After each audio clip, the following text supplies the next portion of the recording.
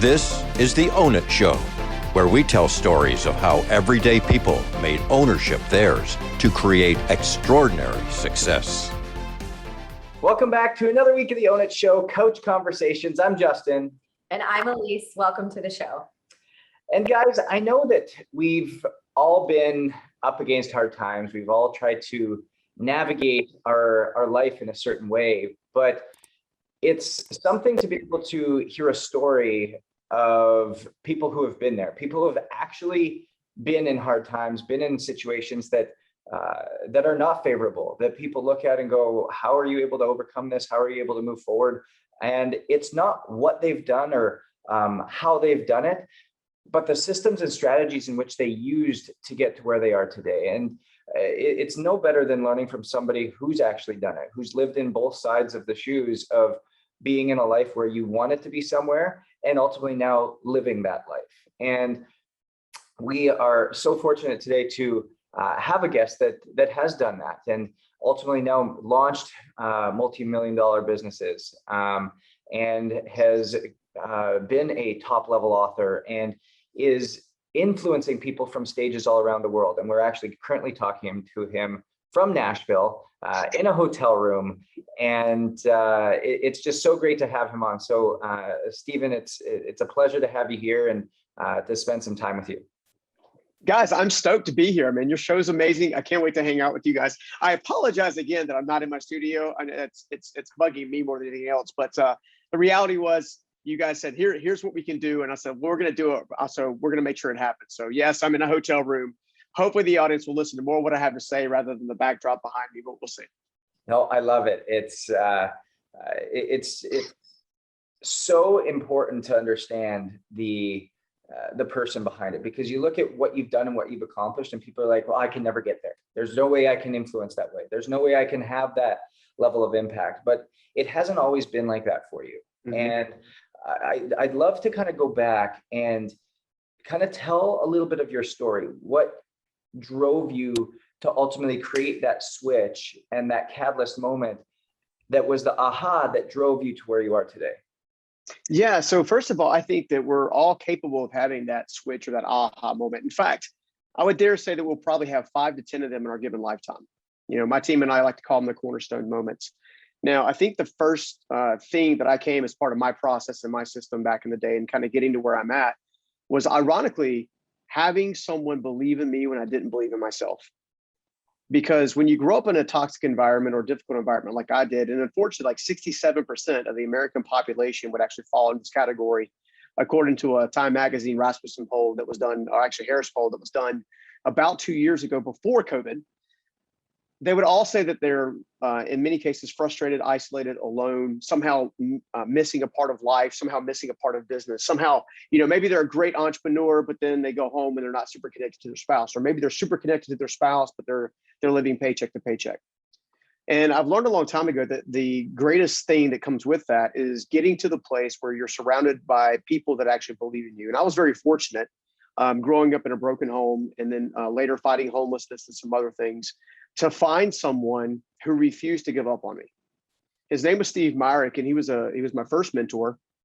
I grew up knowing him as a child a little bit when I was about the age of 11. After my grandmother had passed away, I moved in with my father, who unfortunately at the time was still struggling with alcoholism. And for some reason, Steve Myrick took a liking to me. I'm not entirely sure to this day why, but I'm grateful that he did, because he was the first person to tell me that I could be more. And he actually did it with a random question on a hot summer afternoon. He pulled me down off a framing crew, put me in his Jeep Grand Cherokee like he did every so often, and started talking to me. And I think he could start to see that I was starting to exhibit the signs of the limiting beliefs that comes with coming from a background kind of more attracted to poverty or lack. And I think he started to see me make those things. Like he saw me starting to ask people for money and starting to get into that borrowing mentality, right? And unfortunately for me, I was watching people borrow money with no intent to repay it. So there was no integrity or character there. And I think he witnessed that. And so as a result, he pulls me down one afternoon. I'm not even thinking anything about it. All I know is the air condition's amazing and it's hot outside. That's what I do. And as a result, he asked me one question. He said, Stephen, what's the difference between a rich man and a poor man? And I was like, well, shoot, I'm a know nothing teenager at this stage in the game. I'm like, well, that's easy money, of course. Duh, money. He said, absolutely not. It's the way they think. Now, that on the surface is profound enough for most people, because most people don't really understand they're actually operating on some kind of operating system. Their beliefs, their actions, the results, the outcomes, the things that kind of come along with that. But he took it a step further that really hit me home. He asked me very plainly, he said, Stephen, I'm curious to know, do you want to think like me or do you want to think like your father? Now, he loved my dad. Like, my dad saw him as a father figure, but my dad was continually making poor choices as related to money, to business, to alcohol, all of that kind of stuff.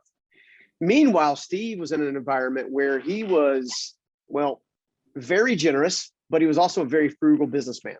So I've watched him literally kick police officers off a street that he owned because he was just being stubborn, strange as that sounds. I've also watched him put $1,000 tip under a basket of hush puppies at a barbecue restaurant to wreck a single waitress that comes out and, like, I can pay my bill. Like, it's just, I just wanted to be like my hero, and my hero was Steve at the time. And that was the catalyst of getting started. So I think step number one in the system is you're going to have to identify someone who's willing to believe in you until you're ready to believe in yourself. Now, the next question I get is, well, if I do that, then what if I don't have access to that person?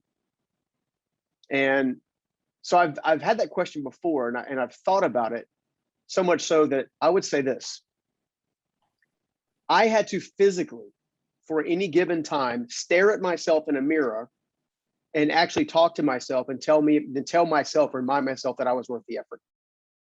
Because what we don't fully understand is, no matter what your sticking point is, you hear a lot of people say, I'm stuck. Well, stuck is nothing more than not making progress, right?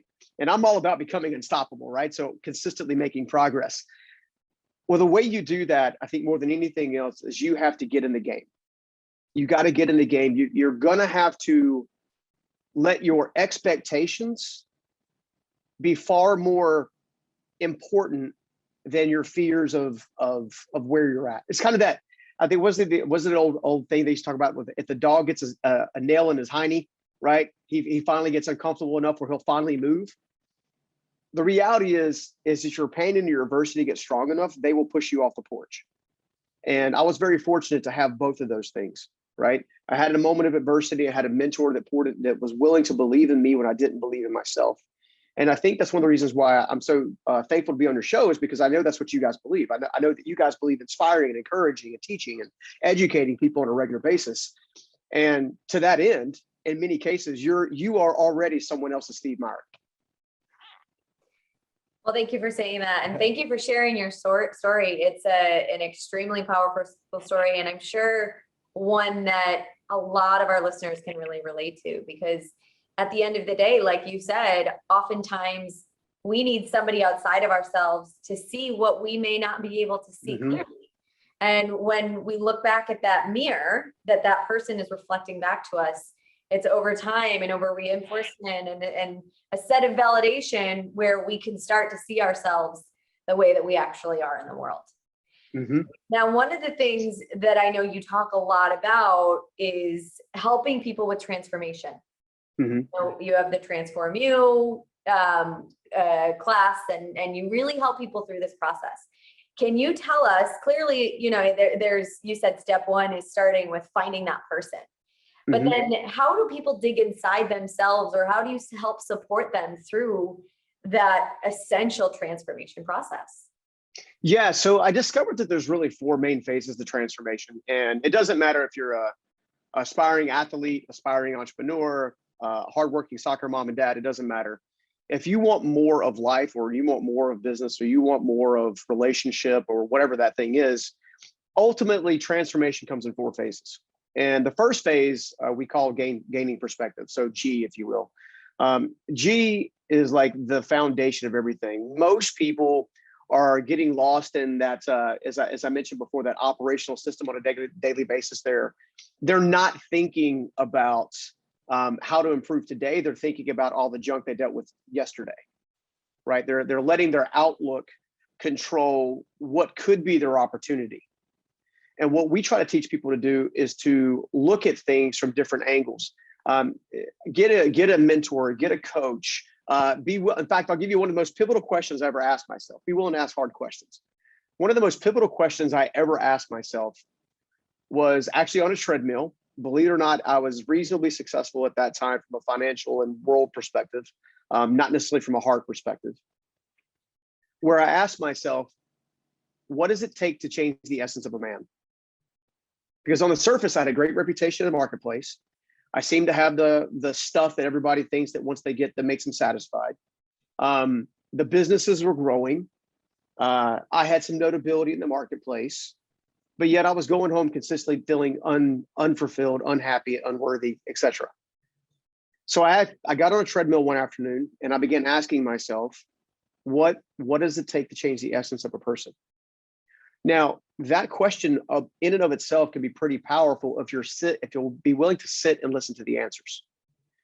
Because that took me on a rabbit trail of asking other questions that were able to help me clarify where I was heading. For example, what's going right in my life, right?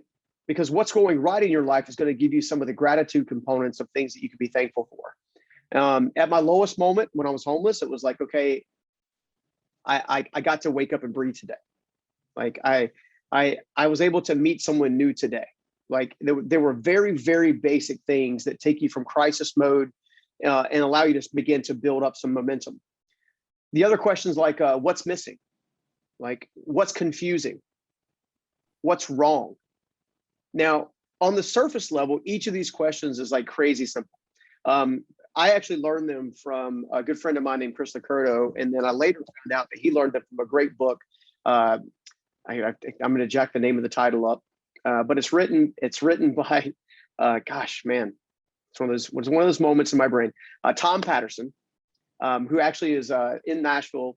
Well, I think he's in his 80s in Nashville, but I'll make sure I message you guys the name of the book because it's a fantastic book. But those questions he called the four helpers. I refer to them the questions of discernment. No really difference between them, but those four questions specifically, if you'll sit down and actually listen to the question in a quiet place, grab a notepad and a pen and just sit in those questions. So what's going right in my relationships? What's going right in my finance? What's going right in my profession? What's going right with my kids? What's going right with my aspirations?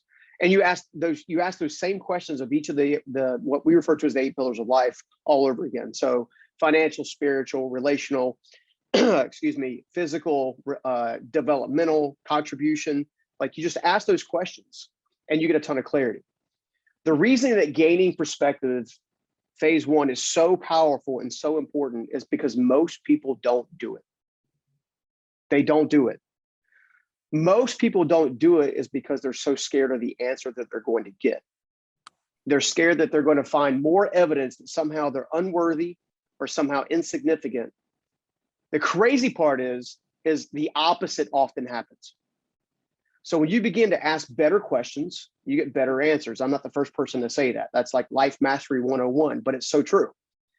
Which then takes you into step 2. Phase 2, and phase 2 builds off of phase 1 like everything else. Like if you're going up a set of stairs, right? One stair leads you to the next stair. Phase 2 is what I like to refer to as remove roadblocks. Once you go through a scenario of awareness, gaining perspective, learning more about yourself, learning more about your hindrances, learning more about the beliefs, the actions, the results that you were letting hold you back in many cases. Now you can begin to bring a magnifying glass and actually begin to have a place to focus down in on those. And as a result, now you might start seeing some things that are holding you back. Case in point, when I first started my first business, all right, it's been roughly 20 plus years ago. I did not want anyone to know that I was a homeless high school dropout with dyslexia, ADHD. I didn't want anybody to know any of my dirty, right? Any of the shameful moments, okay? What I later learned is that was actually the conduit that allowed people to empathize and be compassionate with me when I was being a horrible leader, right? I was being overly defensive, right? My defensiveness was coming from my insecurities and my fear, but yet I acted like I had it all figured out, where secretly I would go back to my closet and go to my prayer closet, so to speak, and be like, well, I hope they don't find out. I hope they don't find out. Please don't let them find out. Right. And I think moments like that are roadblocks that were directly connected to turning off major relationships, not just in my team, but also in business, in how I conducted myself as a husband, how I conducted myself as a father. Because if my first reaction is to get defensive anytime someone disagrees with one of my opinions, then that's automatically going to repel people, if you will, that are part of that maybe I want to attract. So removing roadblocks comes in a variety of forms. It could be an action you're taking that you need to stop taking. It could be a belief or a mindset that you've got to shift. It could be a certain behavior pattern that tends to repel the very relationships you need. But each one of those phases begin to build on the other two. And for the sake of time, I'll just kind of mention the other two. The third one is actually organize a plan, right? So what the show's all about is a framework, a strategy, a process, right? And then the W, if you will, the fourth phase is nothing more than work your plan and adjust. And so we call it grow. So GROW, gain perspective, remove roadblocks, organize a plan, and then work your plan. At the end of the day, if someone will sit with that small acronym and sit in those questions of discernment, and then are honest with themselves, as I've been forced to be, yes, it's uncomfortable, but it is worth it, then ultimately you can begin to build the very framework you need to move to the next level. And when I say level, I don't mean like, what do they call it? The hokey pokey, like, when I say move to the next level, I'm not talking like, okay, everybody, let's move to the next level. Everybody, let's go. I'm talking to, you know what I'm saying? I'm talking about the woo-woo movement. Yeah, I'm not talking woo-woo. I'm talking about practicality. I know that, for example, if I look at my financial stuff, right? I have no, like, let's assume I suck at financial, right? Or I have problems in my financial life.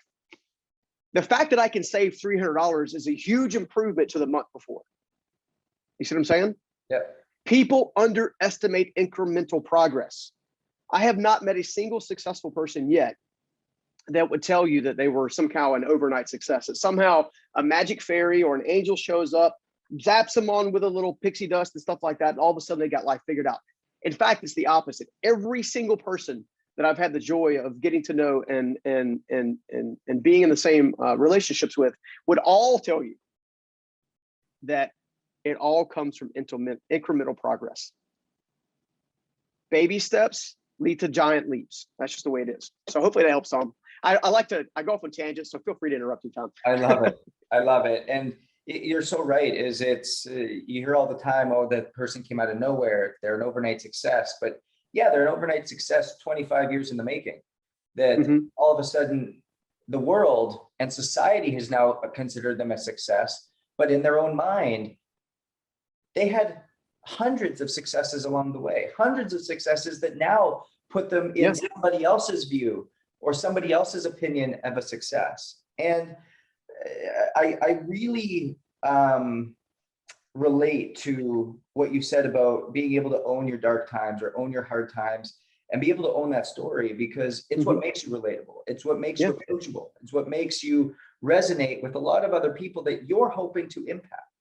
And so my question for you is, and I know you brought it up and kind of brushed over it really quickly, I'd love you to go into a little bit more depth about your story, being that high school dropout, going from this level of homelessness to ultimately today. And when were you able to truly own your story? I'll tell you what, I'll be completely transparent, because I feel like that's what the world needs more of. It goes back to the moment I kind of mentioned before. I did try to gloss over it in that I said I went to my prayer closet and I didn't want people to find out, all that kind of stuff. So here's what happened. It was roughly 2011, and I had a reasonably successful business at the time. We had just maybe approached $10 or $15 million in top line revenue. We had decent margins. I had a nice home. We had some nice things. We'd been on to go on some vacations. We had what everyone tells you is supposed to be an amazing life, right? That's what we had. We on paper, it was like, okay, I should be happy, but I wasn't. And inevitably what happened was I went to my prayer closet, person of faith by nature, and began to pray to the God that I believed in. There's got to be more to life than this. There's got to be more. There's got to be more. There's got to be more. Now, even in that reasonable level of what most people would call success, not only was I empty, but I also knew that I was a bad leader, that I wasn't leading people well, right? Because you can see in people's eyes when you offend them. The trick is being able to stop and realize that that offense has occurred and do something about it in the moment, which I was not gifted at that time. And lo and behold, I had a seminar that came across my desk from my controller at the time. And so I went to the seminar. It was over in Austin, Texas. I'll never forget this. It was a 3-day seminar. I spent the first 2 days getting my teeth kicked in, if you will, of all the just the dumb behaviors I was doing because I simply didn't know any better, right? And that was kind of like the first catalyst. The second catalyst was I had a young lady that was working in my office as a receptionist / remodeling technician. And one of the things that we did with my organization is I said, okay, well, if I'm going to give out profit sharing, I'm going to have a financial program, a financial literacy program that I'm going to force the team to take before I say you now qualify for profit sharing. So at least on the surface, that seemed like a good idea. One of the ways in which I realized that my leadership needed a lot of work and I needed a lot of help was this young lady tapped me on the shoulder one afternoon. I remember I was unloading the boxes that went with this financial curriculum onto our back counter in our office. And I move fast by nature kind of scenario. And she taps me on the shoulder and she basically says, hey, look, my husband and I, we can't make the financial classes. Is it okay if we participate in profit sharing? Right? And I barked at her. I was like, no. And I went back to moving the boxes. And next thing you know, I overheard sniffles behind me, and she started crying. I turned around for the first time. I was actually aware that an offense had occurred, which is why I bring it up, because I don't think a lot of times that any of us can slow down and to see that an offense has occurred or a wedge, if you will, has been put in the middle. And I stopped her for a second and I said, hey, whoa, what's going on? What has happened? And she proceeded to tell me that her husband and her were both working 2 jobs. They were trying to get themselves out of debt. They had a second child on the way, and their young daughter, didn't have anybody to basically watch their daughter, essentially is what it boiled down to. So that was why they couldn't make the class. It wasn't because they didn't want to make the class. It wasn't because that they were somehow apprehensive to learning how to use money better. It was because they legitimately had a legitimate problem in basically making the class. Here's the tricky part. Had I slowed down and taken the time to address it, I would have been able to articulate to her on the front side through better communication skills that as the owner of the business, I had already made a way for that. I had already hired part-time babysitter / youth people to come in and watch the kids actually at our facility while the class is going on. Not only that, I was providing dinner those nights. That one piece of information could have eliminated fear in her heart.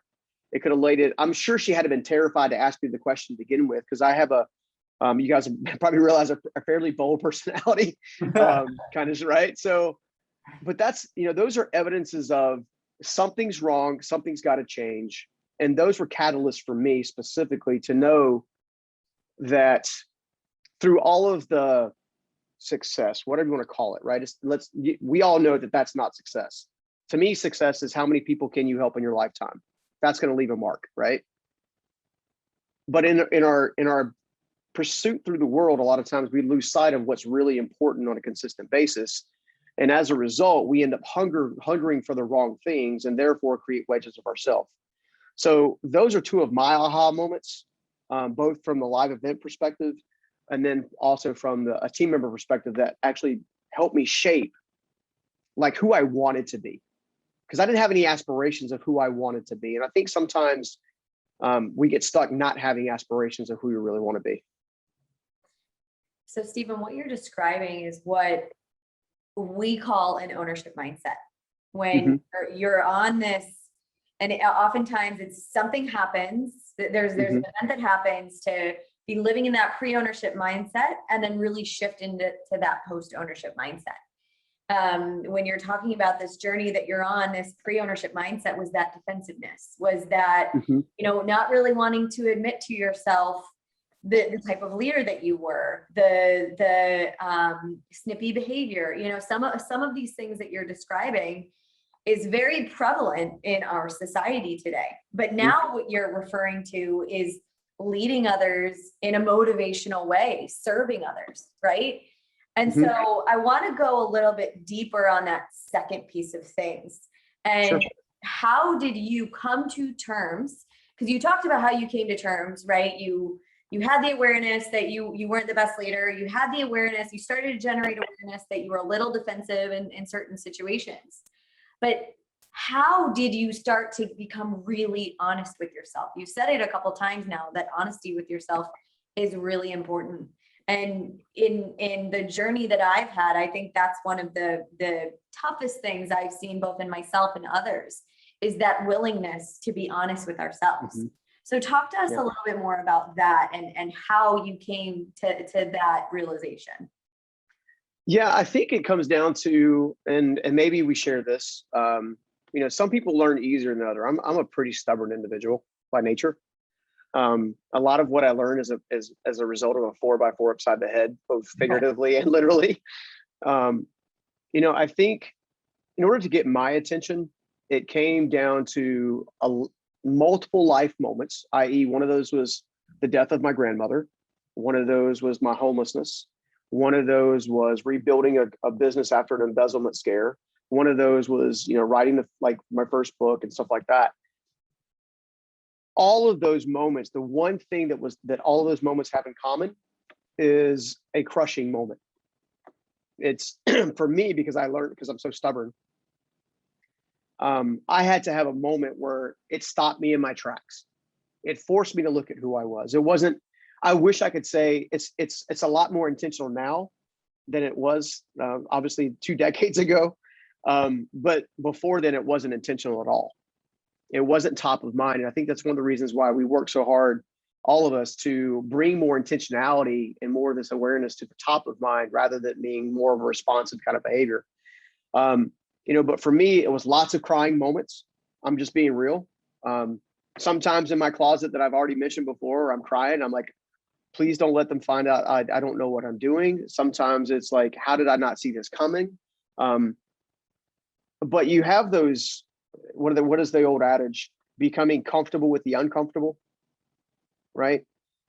The reality is, if you can't become comfortable with being uncomfortable, then you're not going to be able to exhibit the ability to stop, pause, and become more aware. You're just not going to be able to do it.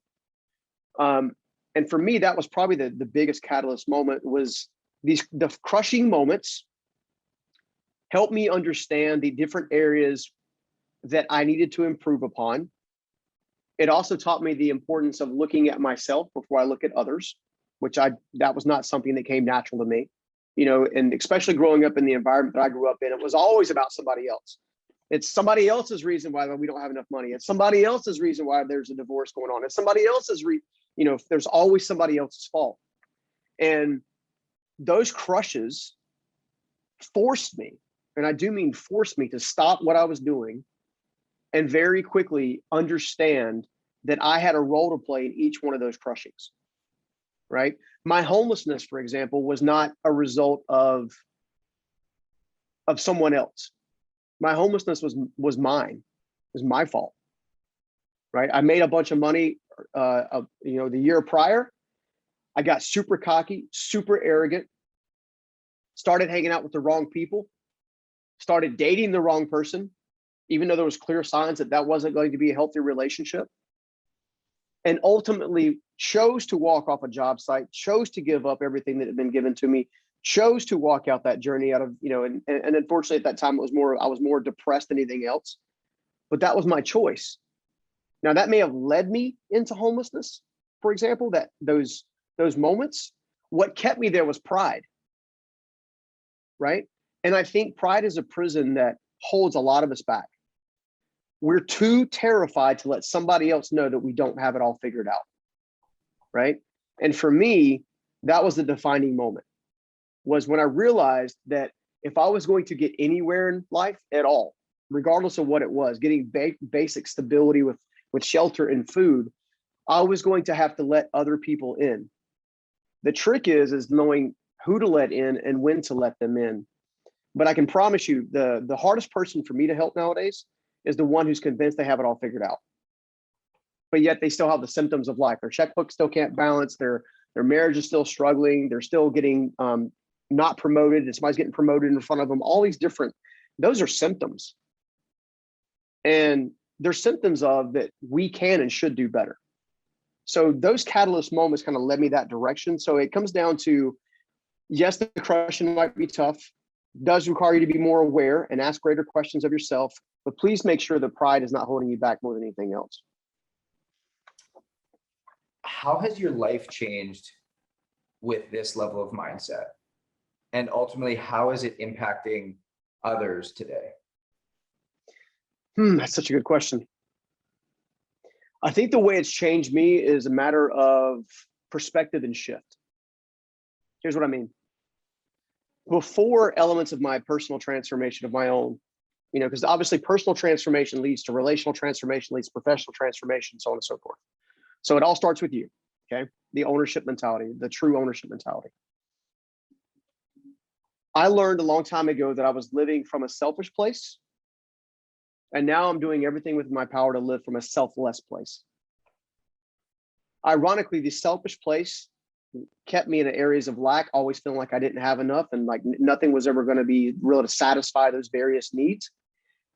Now it's all about how many people can I serve? How can I serve them?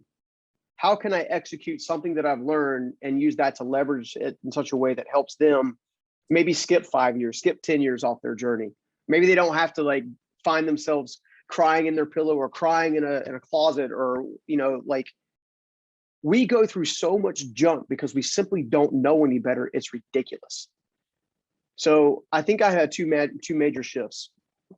One of the things that I'm known for saying, and it just comes out because it's what I call a life truth. A life truth. Most of the world is walking around going, what's my purpose? What's my purpose? What's my purpose? Who am I supposed to be? Where am I supposed to go? How am I going to get there? All these different questions. That's where they live. What's my, okay? I've discovered that the greatest purpose in life you'll ever have is serving the person you used to be. You take all your wisdom, all your experience, both positive and negative, and you use that as a tool to help someone else who maybe was following along your path, if you will, but you're able to help them sooner, right?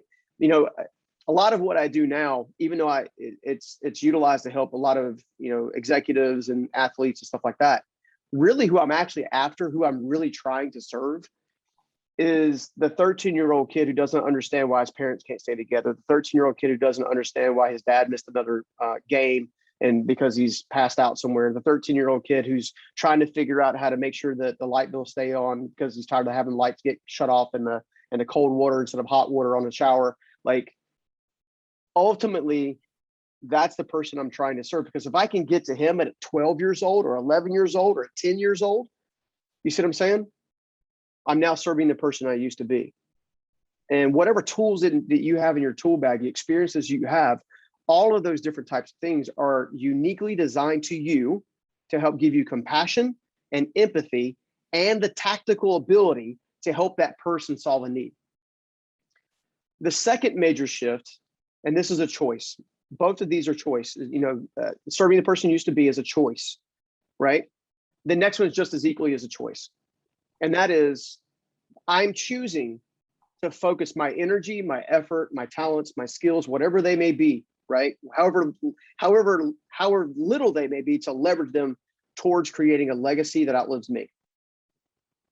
I don't want my time on this earth to be spent accumulating stuff. I want to be a Steve Myrick. I want to be a Susan Batts. I want to be the Silver Fox, AKA my grandfather. I want to be someone who believes in someone else when they don't believe in themselves, and can give them a tactical plan to go from step A to step Z.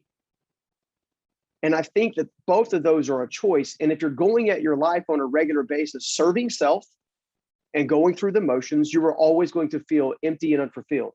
However, even if you start now and you don't have a large platform, you don't have a big business, you don't have you may not even have even not employed, you can still choose right now to send a text to a friend, an email to a friend that is maybe somewhere you've already been, right? You can choose right now to pick up a book that's going to help you learn something new so that you could later give it to somebody else.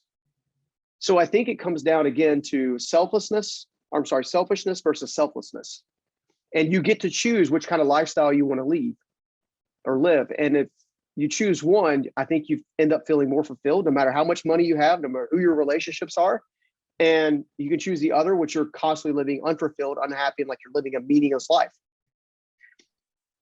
Let's face it, nobody wants to live a meaningless life. So I hope that answers your question. It's a little long-winded, but I couldn't help myself. It absolutely does. And, Stephen, it's so clear you live every single day in an ownership mindset. You have made so many conscious choices to get there, right? You no longer have pride hold you back. You made the shift from selfishness to selflessness. And now you are living in a servitude mindset every single day of your life, helping the person you used to be, helping your former self. And these are exactly the type of people that we have in the show, and exactly why we asked you to be here today.